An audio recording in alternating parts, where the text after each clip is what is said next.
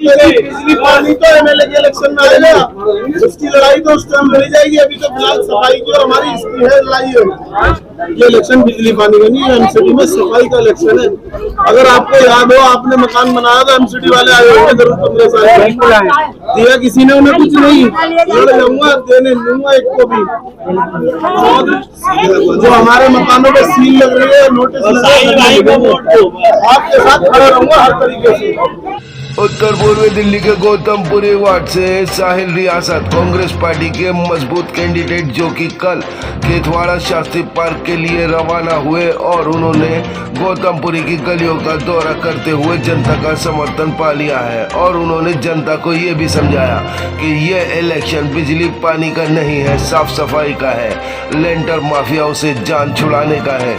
साहिल रियासत जो कि कांग्रेस पार्टी के कैंडिडेट हैं और एक लंबे समय से कांग्रेस पार्टी की सेवा करते चले आ रहे हैं। साहिल रियासत ने दौरा किया गौतमपुरी वार्ड का और जनता का पूरा समर्थन पा लिया है। ऐसा लग रहा है कि 15 साल के बीजेपी के राज के बाद एक बार फिर कांग्रेस का परचम लहराने वाला है। गौतमपुरी में साहिल रियासत ने अपना डंका बजा दिया है। गौतमपुरी की जनता पे बस एक ही नाम है, साहिल रियासत। कांग्रेस पार्टी की जिस तरह से हम देख रहे हैं कि कांग्रेस पार्टी लगातार गौतमपुरी वार्ड में अपना सिक्का जमा रही है, इसी तरह साहिल रियासत को लोग पसंद कर रहे हैं और हर गली गली चौराहे पर साहिल रियासत के नारे गूंज रहे हैं। जिस तरह से हमने देखा केथवाड़ा शास्त्री पार्क में साहिल रियासत पहुंचे और उनका फूलमालाओं से स्वागत किया गया और जनता ने उनको पूरा समर्थन दिया। केथवाड़ा के जवान, बच्चे, बूढ़े और काफी हद तक महिलाएं भी काफी संख्या में मौजूद थीं। वहां एक मीटिंग का आयोजन था जिसमें लोगों ने साहिल रियासत के वहां पहुंचते ही उनका फूलमालाओं से स्वागत किया और उसके बाद कांग्रेस की मीटिंग का आयोजन किया गया।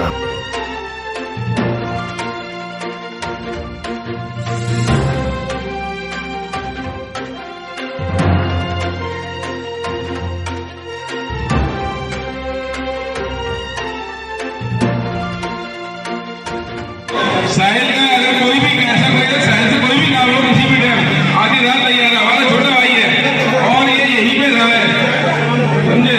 और आपको कहने की जरूरत नहीं, हाथ पकड़ के काम होगा, कोई दिक्कत नहीं है। ये इसलिए आप सभी साहिल भाई को और नौजवान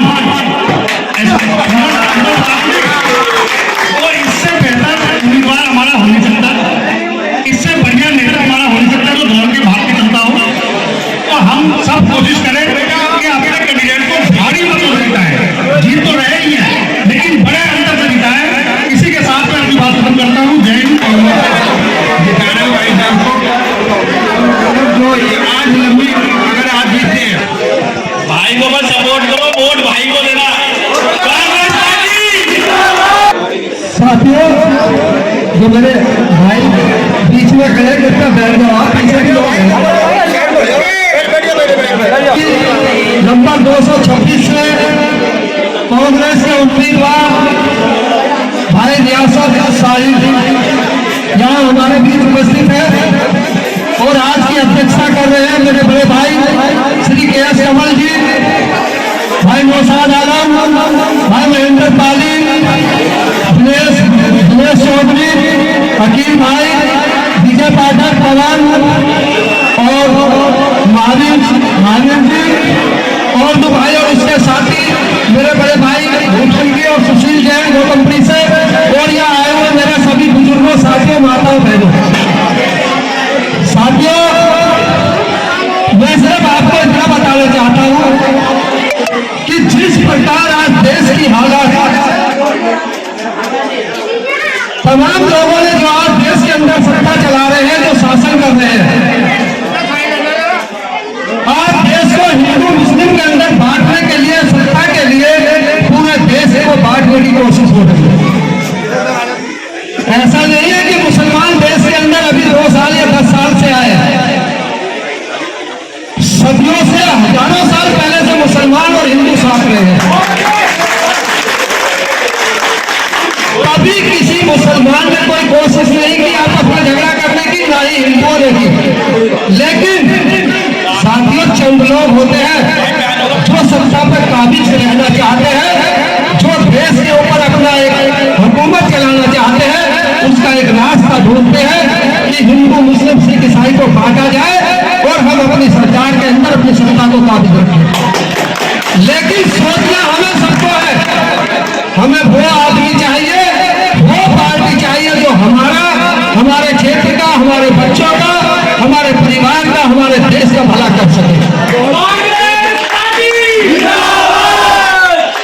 साथियों, पिछले 70 वर्षों से, उस 70 साल में लगभग 15 से 20 साल अदर पार्टियों ने आजाद हुआ तो हमारे देश के अंदर एक सुई तक नहीं बनती थी, हम अंग्रेजों के गुलाम थे। लेकिन जब कांग्रेस आई तो आज देश के अंदर दुनिया की कोई ऐसी चीज नहीं है जो भारत के अंदर ना बनती हो, जिसको भारत पैदा ना करता हो। लेकिन हम सत्ता के लिए पूरे पार्टियों को, विपक्ष को या पूरे देश को बदनाम करने की कोशिश करते हैं। हमें इन चीजों पर देखना चाहिए।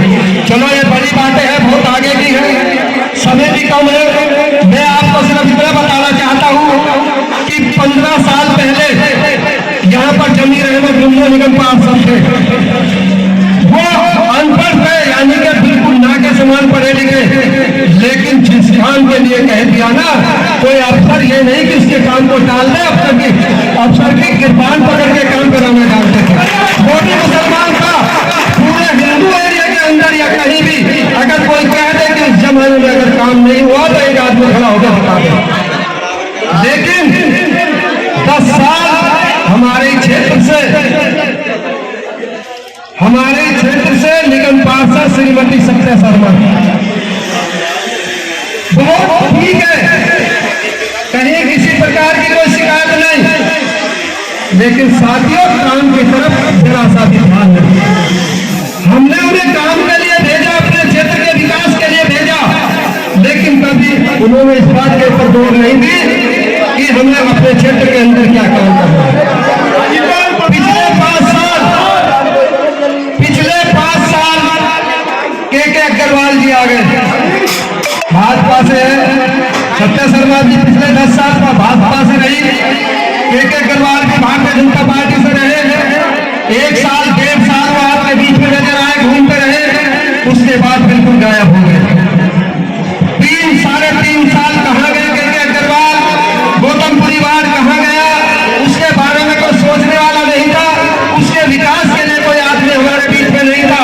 लेकिन अग्रवाल जी जाके अपने घर में सो गए, उन्हें अपने एक बार जीतने के बाद में इस क्षेत्र के लिए कोई बात ही नहीं थी और इसके बारे में कोई सोचा तक नहीं, अपने बाढ़ के लिए जरा सा भी नहीं सोचा। लेकिन आज स्थिति ये आ गई कि आज में सभी लोग, मैं कल की बात बता रहा हूँ आपको, यहाँ से करीब संदीप जैन जो टिकट मांग रहे थे, के अग्रवाल, हमारे जो गुप्ता जी है, भगत सिंह मोहल्ले में क्या योगेश भाई गुप्ता जी के लड़के, उनके साथी, उन्होंने सबने कल आम आदमी ज्वाइन की, क्योंकि इसका मतलब जो कैंडिडेट हमारे बीच में है श्रीमती सत्या शर्मा, कहीं ना कहीं उनकी कहीं कमियां रही है कि जिसके वजह से उनके अपने वर्कर भारतीय जनता पार्टी के लोग पार्टी छोड़कर वहां पर आम आदमी पार्टी में ज्वाइनिंग कर रहे हैं। कल उन्होंने मनीष सिसोदिया के साथ जाकर वहां पर ज्वाइनिंग की और आज फिर 50-100 आदमियों को लेकर भारतीय जनता पार्टी के लोग मनीष सिसोदिया के यहाँ गए और उन्होंने आम आदमी ज्वाइन की। इसका मतलब आप जानते होंगे कि क्या कमी रही है और ऐसा क्यों हो रहा है कि भारतीय जनता पार्टी को छोड़कर लोग जा रहे हैं। लेकिन मैं आपको यहाँ भाई मेरे महेंद्र पाली खड़े हैं, मैं राजेंद्र प्रधान आपको ये कहना चाहता हूँ कि आपका कोई भी क्षेत्र का काम, जो काम आपका कहीं कहीं हुआ हो, हमें बता दें, हम आपके लिए आधी रात तैयार रहेंगे। चाहे साहिब भाई एक बार आपके लिए नहीं चल रहा है, लेकिन महेंद्र भाई राजेंद्र प्रधान आपके लिए 24 घंटे तैयार रहेंगे।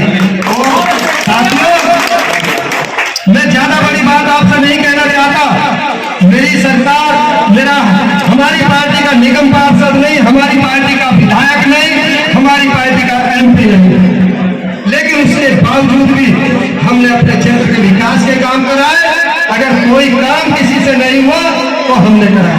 ये महेंद्र भाई हमारे बीच खड़े हैं, इन्होंने आम आदमी के कम से कम 20 वर्करों से किसी काम के लिए कहा, लेकिन सबने हाथ उठा दिया। भाजपा के लोगों से कहा, सबने हाथ उठा दिया, काम नहीं किया।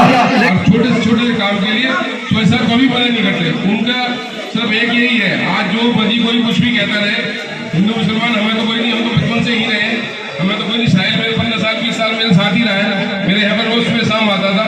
मैं इसीलिए इसकी काम कर रहा हूँ, इसीलिए से, क्योंकि साहिल कोई ऐसा नहीं है कि भाई नहीं काम साहिल से नहीं, हमसे भी कहोगे तो काम होगा। और राजेंद्र भाई ने एक बात और कही है कि काम आज भी कांग्रेस पार्टी का कोई भी कार्यकर्ता हो, कैसा भी, अगर कहीं भी किसी चीज में खड़ा हो जाता है ना, वो काम करवा के छोड़ता है। बीजेपी और आम आदमी वाले सिर्फ मुंह ताकते रह जाते हैं, उनका कोई काम नहीं होता। कांग्रेस पार्टी का वर्कर भी बहुत मजबूत है। आज हमारी सरकार नहीं है, फिर भी हम पूरा काम कराने की कोशिश करते हैं और 99% हम काम करा ही लेते हैं। तो मैं यही अपील करूंगा, आने वाली 4 तारीख को साहिल भाई के हाथ मजबूत करोगे ना, तो आपका अपना हाथ मजबूत होगा। आप निश्चित होकर जो मर्जी कह सकते हो।